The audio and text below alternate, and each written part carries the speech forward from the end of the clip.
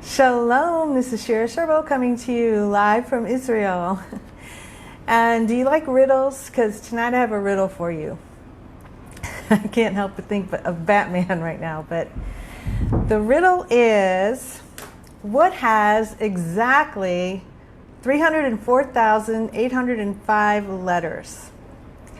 And what is known as the dance of life, the song of creation, a marriage contract, and a guide for a living? And if you need more clues for this riddle, what did King David call his occupation all day long? He said it was better than silver and gold, and it made him wiser than his enemies. So surely you know the answer to that riddle is the Torah scrolls. You would not believe what is going on right outside my door right now. All week long, we've been celebrating Sukkot, and we end the week-long celebration with dancing with the Torah, and you might have seen online people dancing with the Torah. The Torah is like 30 pounds. It's like dancing with a small toddler, and there's music and dancing and throwing candy to the kids, and it's just one huge joyous celebration. So what kind of people dance around with their code of law? But you know, it's just makes me think of this funny story that I want to tell you, a really good story that I think is a perfect analogy for what is going on in the world right now, what happened in my life when it came to the Torah, and I know it's happening with a lot of people. But here's the story. Back in 1985, it was November 17th, 1985, you can Google this. It was football season, and the Chicago Bears were going to play the Dallas Cowboys in Texas Stadium. So we went to the game, and you know, the Bears were so good that year, and they ended up winning 44-0. And by the third quarter, Cowboy fans were just leaving the stands and disgusted. It was not really a game. But then something amazing happened. In the third quarter, there was a football player on the Chicago Bears, number 34, Walter Payton. And the Dallas Cowboy fans started cheering for number 34, just because he was a phenomenal football player. He was that good, and his nickname was Sweetness. And so if you can imagine how cool that was, the unity that we felt, it was no longer about the Bears versus the Cowboys. It wasn't even a game. But it was so cool that people just started cheering for Walter Payton just because he was that good. You know, it didn't matter what team you wanted. He was just that good. And so the fact that his nickname was Sweetness made me think of the prophecies that say that there's going to come a time when the nations of the world would start to recognize the Torah. All these things that King David has been saying, and the Jewish people have been saying, and the celebrations that we have, dancing with the Torah, people from the nations are going to start to recognize this is not the Old Testament. This Torah is alive and well. This Torah is not like any other document. It's supposed to bring peace and sweetness to the world. You know, it's the song of creation, a dance of life, a guide for living. It's all these things. And there's going to come a day when the Torah is just recognized really for what it is.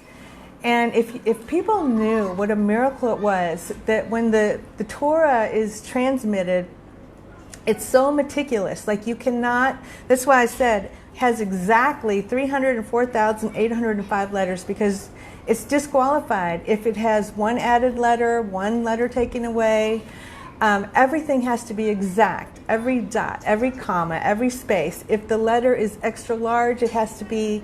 It takes a scribe who has a special certification 40 hours a week for 50 weeks, 2,000 hours. So every Torah scroll that we're carrying around dancing with is worth about $25,000. And so people are going to start to realize that there's no other book, there's nothing that came straight from heaven. And I want to read you something that the Midrash says about the Torah. The Torah was given in public for all to see, in the open. For if it had been given in the land of Israel, Israel would have said to the nations of the world, you have no share in it. Therefore, the Torah was given in the wilderness, in public, for all to see in the open. And everyone who wishes to receive it, let them come and receive it. And it happened with me. I know it's happening with you. It's happening more and more people, like a recovery of the Torah, recovery of a lost inheritance. We were never told about the Torah growing up. We said they were, oh, that's the Old Testament, it's irrelevant. And now we know it's alive and well, and there's so many secrets in the Torah. So we're celebrating right now our last Torah portion. But the way that it goes is it's always circular. Like if God had a signature, a John Hancock, God's signature would be a circle. He's called the Ein Sof. Ein Sof is no beginning, no end, eternal. So when we read the Torah in the cycles, as soon as we finish the last portion, the portion is connected to the first portion. So in our last Torah portion, it's talking about bracha, which is blessing.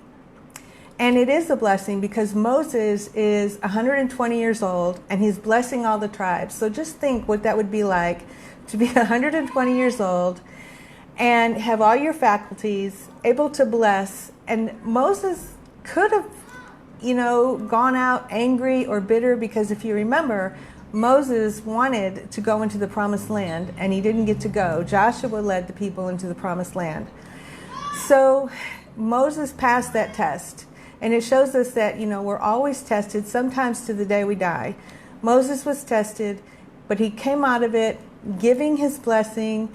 He wasn't angry with the people that he didn't get to go in the promised land, or angry with God. He wasn't bitter. He blessed all the tribes.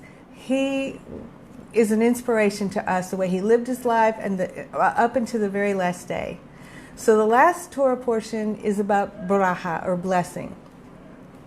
The first Torah portion that we're going to connect to is called Bereshit, another B word. And so Bereshit means in the beginning. So what we see, now there's a reason for everything. There's no coincidences. When we look at in these Torah scrolls, it may not show it on the computer if you look at the portion, but when you look in the actual scrolls, the first letter, Bereshit, is a large B. So our sages say it's to connect us back to bracha. The very last Torah portion in Deuteronomy is about bracha, blessing, and the first Torah portion is Bereshit, in the beginning. So there's two B words, and we see the large B, and so we get this circular, we get this cycle, with the end to the beginning. Another thing about the very first sentence in the Torah, in the beginning, it says, in the beginning of God's creating the heavens and the earth. And then it goes on to talk about the first day, the second day, the third day. And when we get to the last part of this whole creation story, it ends with, God blessed the seventh day and sanctified it, because on it he abstained from all his work which God created to make. Okay, what is so cool is that the word for truth in Hebrew is emet, 3 letters. Like in English it would be A-M-T, emet. But in Hebrew it's Aleph, Mem, Taf. Okay. So when you look at, it says these 2 verses encompass all of creation. When you look at the first 3 words, in the beginning God created, they end with the letters Taf, Aleph, and Mem, which is a sign for emet, truth. And then when you look at the last 3 words of the end of that story, there it is again, Aleph, Mem, Taf, which spell emet, truth. So it says that the seal of God is emet, truth. I just love it. So it says, it is customary for an author to place his name in the opening of his book. And God placed his name, Emet, truth, in the opening chapter of the Torah. This Emet envelops all of creation, a testimony to God as creator. So you just see, as we go through the Torah, like we've said so many times, there's so many, like you can read it to a 5-year-old as a story, but then when you start to dig deeper, there's so many things encoded in there. We won't have another holiday for a while until Hanukkah. But I wanted to tell you something really cool. If you look at the 25th letter, a 25th Hebrew word of the Torah is the word or, which means light. So Hanukkah always comes on the Hebrew calendar in the month of Kislev on the 25th day of Kislev. So on the Gregorian calendar, on the English calendar, it might be somewhere in early December, late December. It's always going to be a different day on the English calendar. But Hanukkah on the Hebrew calendar is always on the 25th day of Kislev. So when you look at the 25th Hebrew word in the Torah, no coincidence, it is the word or, which means light, and Hanukkah is the festival of lights. So, yes, we're very excited here about our Torah. We're very excited about the sweetness that it has meant to bring to the whole world, and that people are starting to just appreciate the Torah for what it is. The fact that it's been preserved all these years, even with all of the persecutions, people wanting to just go in and desecrate the Torah, but it is still here, alive and well, for everyone to appreciate and bring, like all of these things, the dance of life, the song of creation, better than silver and gold, all of these things that are said about the Torah. Every single creature that walks the earth will recognize and know why Israel is so happy about their Torah, to the fact that we actually have dedicated a whole holiday called Simchat Torah, rejoicing in the Torah, and that's what's going on outside.